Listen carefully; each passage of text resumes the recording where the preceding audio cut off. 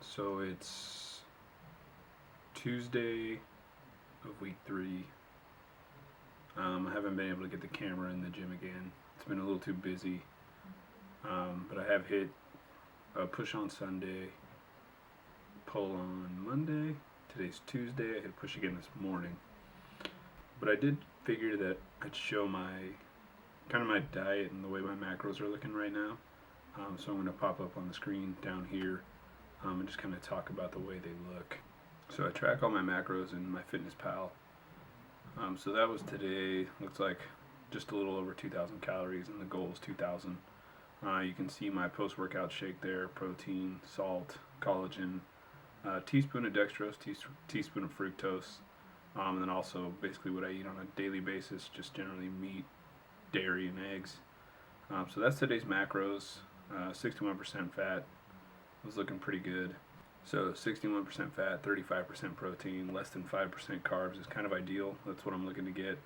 Yesterday, a little bit too much fat, yesterday was pretty much perfect. Yeah, and the day before that was a little too high protein. Coming in around 35% is a little high. My goal is to hit right around 30% protein, about 65 fat, and then the other 5% or less coming from carbohydrates. So I mean, the macros are pretty close. So the next tangent that I decided to run on and go down a rabbit hole with was love handles. Looking at my physique checks, I was pretty unhappy with my love handles and the way that they're hanging over my waistbands, which is natural. I guess anybody who has love handles doesn't like them. So I went down a rabbit hole today with a lot of research on exactly how to get rid of those, and basically formulated a plan. So to start with, Thomas DeLauer must have read my mind or something and just posted a video a couple days ago on 8 tips to reduce love handles or help get rid of love handles.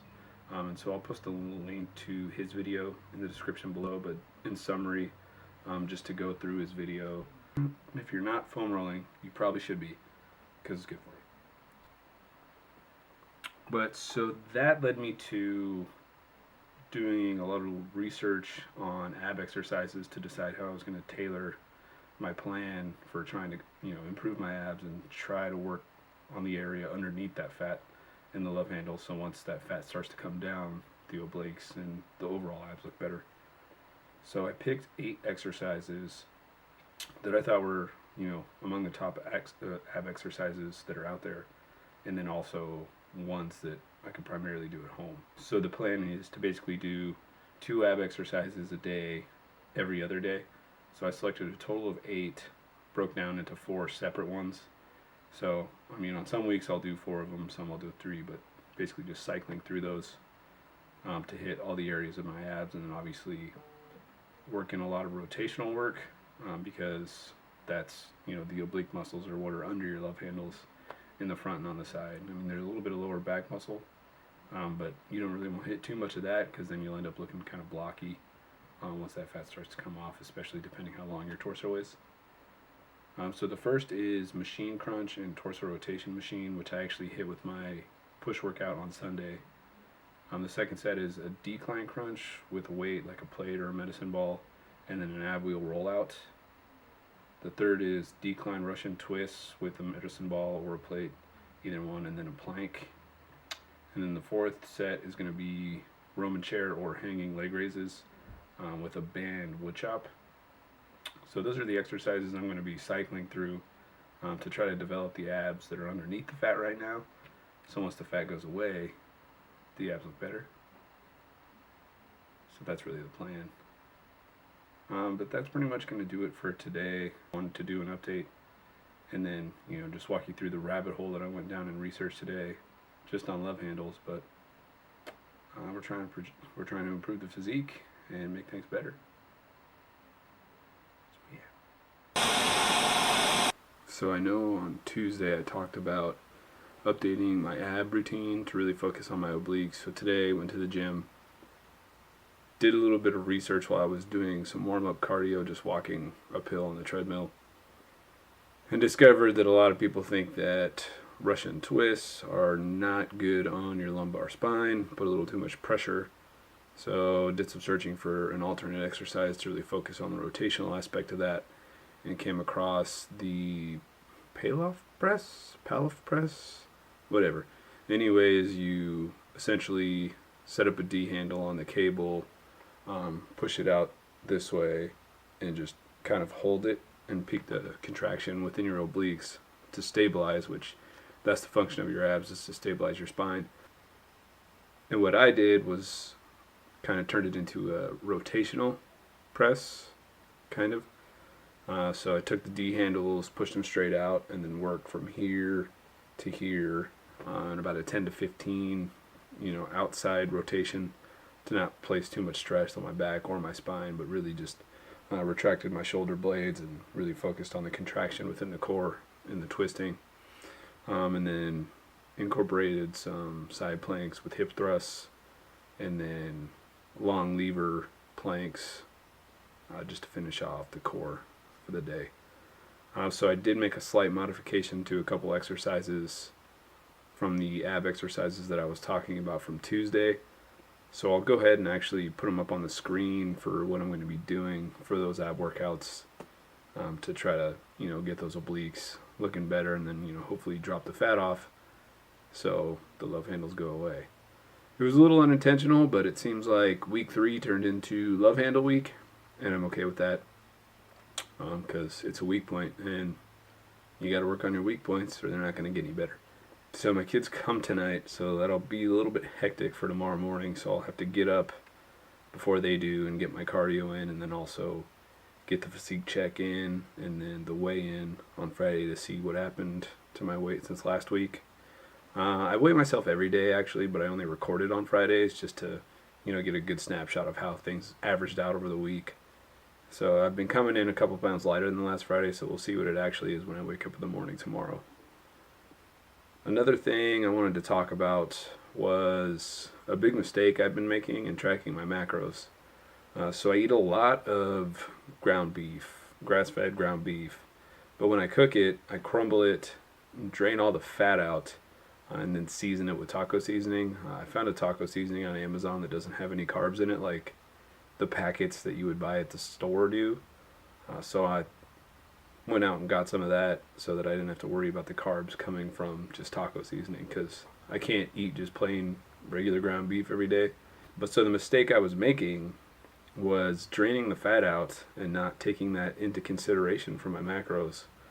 Because when you cook the ground beef, obviously the fat comes out, and then draining it even more takes more of the fat content out.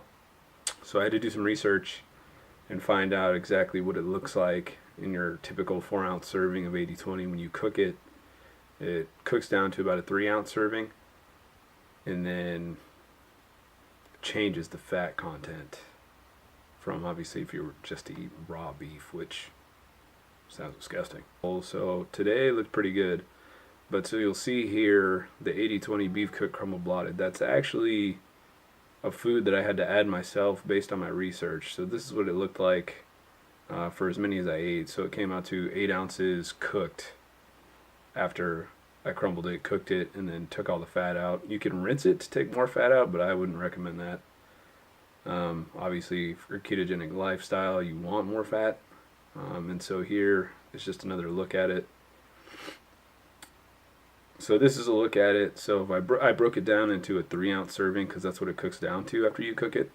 So that's what it looks like based on the research. And so then I just moved it up to the 8 ounces that I eat. Here's the macros for the day. So the goal was to be 30% protein. So I hit perfectly today. 5% carbs or less, 30% protein, and then the rest fat. So today's macros were on point after I made that adjustment. So hopefully I keep, narrowing down things that maybe I'm making subtle mistakes I'm not aware of. But that'll really help, I think, stay on target and stay on point with hitting my macros. And during the middle of the cut is when it starts to get tough. Things start to get a little boring, especially if you don't like doing cardio like I don't like doing. But you got to get it done, especially adding abs now. I never saw the point because I was never able to see them, so why would you work out your abs if you're never going to see them? But now that's the goal, is to really get the physique in tune and hit some cardio, get those abs in the kitchen and in the gym, and so hopefully they pop in the next few weeks. So the other thing I wanted to share was the app that I actually use to track all my workouts. I put the workouts links in the description to the videos, but I use this app called Strong that really helps me keep track of my workouts. So you can see here is just all the routines that I've saved, and so the links that I put in the description I've actually saved each day into its own separate workout along with other workouts I've done. And then it also keeps track of all of your workouts, so you can see here this week's workouts where I've hit 3 pushes already for the week. Tomorrow's going to be the 3rd pull. And then the abs obliques I created today with that new change that I was talking about regarding the rotating D-handle peel-off press, the side plank hip thrust, and then also the planks as a finisher. So I'll be adding all of my different ab exercises into the app just to keep track of them, so it's easier for me to know what my weights were or what my reps were, what my time was, and then progressively overload from there. And that's the goal, to always get better and get stronger and progressively overload to grow the muscles. So tomorrow we will have our week 3 physique check. I'll get in the same light with the same camera in the same spot and do the check tomorrow. Obviously all this focus on love handles isn't going to fix everything in a 4-day span, but I think it's a start. I definitely feel the soreness in my core, and I think we're moving in the right direction. The other thing I was talking about is recovery on Tuesday, and I did mention foam rolling. So just wanted to bring, so I have 2 foam rollers. So here's the first one, just a little baby rumble roller, which as you can see by looking at it, it hurts. When you look at it, you can tell it's to simulate people digging their thumbs right into your sore muscles. And so when you have a really big knot that's really hard to work out, that's ideal. But in general, I just use this old trusty guy, which is actually just a high density foam roller from Amazon Basics. I mean, Amazon's getting into all kinds of stuff now, and I've got an Amazon shopping problem, so there's another $20 to Amazon. But as I said, it really helps work out the kinks, work out the knots, and I do foam roll every day that I do cardio. I don't foam roll every day. I think that's kind of overkill for me, but it really helps to break up the fascia and work out the lactic acid. So the other key to foam rolling is always hydrate before you foam roll and hydrate after to try to flush out that lactic acid buildup to help your muscles recover a little better. And it's just good to hydrate in general. That'll do it for today. Tomorrow is Physique Check Friday and weigh-in. So I'll record them, throw them on the video edit, see how it goes.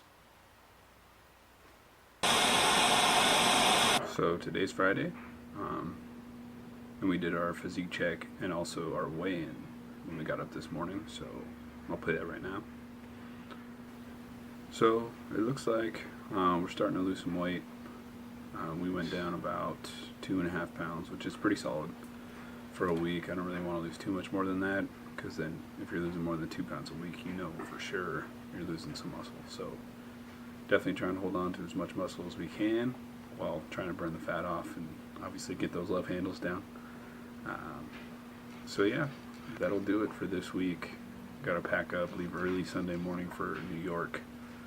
I'm going to be staying like 3 blocks away from Central Park, so hopefully we'll get some good footage while we're out there in New York. We'll get to New York Sunday night, going to watch the Game of Thrones finale, and then get back at it Monday morning. So see you in week 4.